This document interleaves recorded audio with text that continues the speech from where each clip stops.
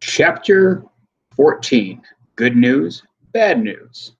If you think about it, past a certain point, drum lessons are a complete waste of money. You go there, some guy listens to you play a couple of book exercises and jamming to a few CDs, and then he assigns you a new book exercise and CDs, and your mom pays him $20 for the hour. Next, you repeat as necessary for a bunch of years. So I realized one day that, hey, I had all the drum books and CDs I could ever need, and I could assign myself the next 2 pages of every book every week.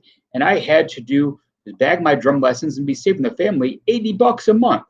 Just like Miss Galley said, why don't you try working on things you can change? But how do you tell this to your drum teacher after 5 years together? This wasn't just any drum teacher either. Mr. Stoll had attended every single one of my school concerts since I'd started lessons. He'd invited me to probably 10 of his gigs to watch him play, and had let me once sit in on the drums for a big band concert for 1,000 people. At that time, I had just been terrified, but later I figured out how amazingly cool that had been of him. So I couldn't just stop showing up. I needed a grand gesture to soften the blow, and I came up with a beautiful one. The day of the last lesson came, and I asked my mom to drop me off a few minutes early and to let me pay Mr. Stoll, then meet her outside at the end. I hadn't told the rents anything about this plan, so I didn't want to make any chances of mom and Mr. Stoll talking that day. I had shoved something into my bag, my stick bag, before leaving the house, and it was ready for action. So I went in, I exchanged pleasantries, and I even got through a few exercises before Mr. Stoll noticed I was all sweaty and shaky. What's wrong, kid? Well, I have some bad news. What, did you get kicked out of All City or something? Worse. Is it about your brother? Not exactly. My family has a lot of expenses with the hospital thing, and my parents are all worried about money, and I decided I can't have drum lessons anymore. I'm sorry, but we can't afford it, and I can't pay. I'm sorry. You said that, kid. Or you already said that already, kid. I did. I'm sorry. There you go again. Well, I brought something. I brought you something. Just let me get it. I reached into my bag and pulled out Mr. Stoll's gift. I kept it behind my back for a moment, then said, "Look, you've been really like a mentor to me, and you've taught me much more than I can ever imagine. And I wanted to give you something to remember me by. So anyway, here it is." And I held the special sticks out to him. You remember the one that Carter Buford, the Dave Matthews Band, my drumming idol, signed for me? The ones Jeffrey used to stir his dangerous pie? Kid, those are your prized possessions. Taking those would be like kicking you while you're down. Listen, how about we just look? From now on, your lessons are free. Don't worry about it. It's my pleasure to help my best student. Really? You really mean it? Yeah, I do. Now let's get back to work. We're on page 17 of the rudiment book, right? Yes, sir. Oh, one other thing. You might want to spray those things with Lysol or something. Is it me, or do they smell like rotten eggs? At the end of the lesson, I realized I couldn't tell mom that I had made this deal with Mr. Stoll, so I just ripped up the check she had given me. I knew in the long run that was about as useful as duct taping over your car's fuel gauge so you won't run out of gas, but in the short run, delusion was an easier path than the truth. And come on, you have to admit, deception was all for a good cause. That week after school, we were supposed to be having a rhythm section rehearsal for All City on Tuesday and Thursday. Our concert was only a month away, and we needed an extra tightening up work on Tuesday, and that was absent. So I was the only one on the van on the way to high school. I walked into the high school band room and started setting up the conga drums next to the drum set. Renee's boyfriend, Biff, was already plugging in his guitar. The bass player was tuning up, and the senior pianist was warming up on the scales. After the usual round of hey Pez, hey Pez, hi Pez, everyone turned around the band room door, which was slowly creaking open. Biff called out, "You can come in. It's okay. The peasant is fully host frozen. He almost never bites anymore."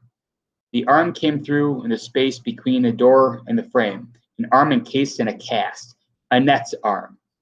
Then we heard her voice. "A little help here, anybody?" The bass player was closest, so he went trotting over and opened the door all the way. Annette came staggering in. She had been trying to carry a huge folder of sheet music in the crook of her injured arm.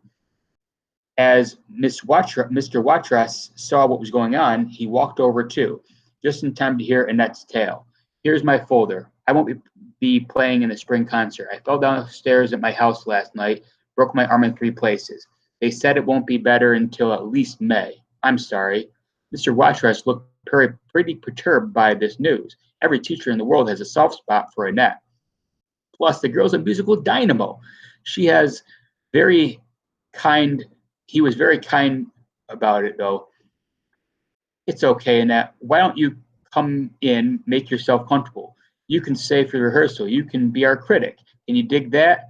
Yes, he is the last man in America who can actually say dig with a straight face without referring to the process of using a tool to remove dirt from the ground. We all know that Mr. Harrison does that as well. She didn't look like this was the chance for a lifetime or anything, but she did smile a little then. I had a feeling she would have been crushed to be excluded completely, and she gave her way to stick around and still feel like she belonged. "Sure, thanks, Mr. W." She settled down for practice. It must have been hard for Annette, but she watched us play for the next 2 hours without a break. Occasionally, she'd whisper something to the senior piano player or Mr. Watras, but other than that, all she did was listen and listen. The music she wouldn't be able to play. I, on the other hand, was on fire that day. When I was playing in the sea, all 4 limbs just knew what they needed to do without me even having to think. In fact, the less I thought, the better I played. There was this one part of the tune called Satin Doll where the band stopped dead and I had a gigantic fill that I technically screwed up at the last one per rehearsal. I had tried everything, counting, having Miss W conduct me through it, not counting, closing my eyes, reading the music, ignoring the music. Things things just hadn't clicked. But that day, I didn't even blink an eye. The other instruments dropped out, and the next thing I knew, they came back in. I hadn't even noticed I was playing the solo break part, but I must have nailed it because Mr. W was smiling and that gave me a little approving nod. It was like one of the Zen master moments in the movies when master suddenly figures out the secret to the universe without trying.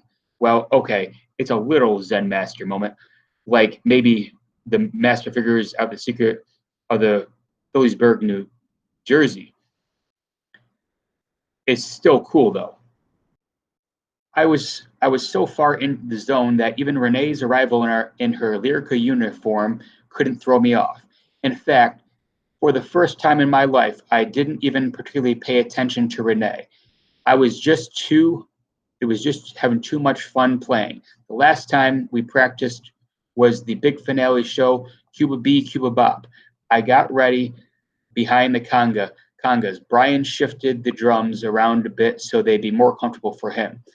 He's a foot taller than me, and Mr. W and Annette came over. They were both going to do the chanting parts that were usually handed out by the saxophone section. And Mr. W was going to play the screaming trumpet parts too. This piece had been pretty rough in practice so far, but some days you just click.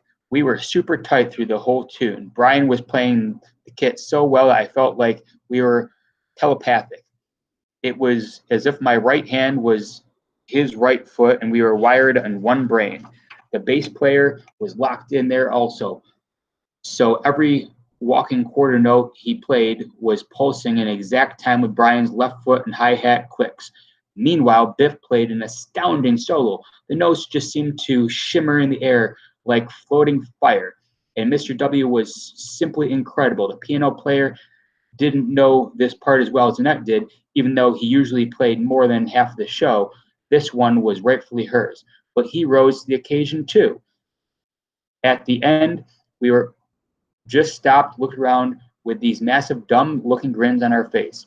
Then Renee started clapping. Mr. W joined in. Maybe Annette would have clapped too, if not for her cast. But the painted look behind her smile was too, I wasn't sure. On the way home in the van, Annette told me the whole arm story. Then she asked how Jeffrey was doing, and I thought was amazing. Here she was with a limb all mangled and her piano career slammed into reverse gear, worrying about my brother. I swear, sometimes I just really feel like pinning a medal on that girl. Anyway, I told her about the whole money situation, even about how I had tried to quit drum lessons. She looked impressed that I had been willing to sacrifice my lessons. And though it was hilarious that the special sticks still smelled weird, naturally being Annette, they didn't feel the need to warn me about how ripping up my mother's check wasn't going to work forever. But somehow in the preceding half year, I had figured out that the lectures were just Annette's thing. In fact, I would nearly have been disappointed if she hadn't given me a big, fiery speech at that point. When we got to my house, she said in a sad little goodbye, but I felt cheerful in a way. Evidently, you couldn't shatter Annette's arm. You could shatter Annette's arm, but you couldn't break her spirit.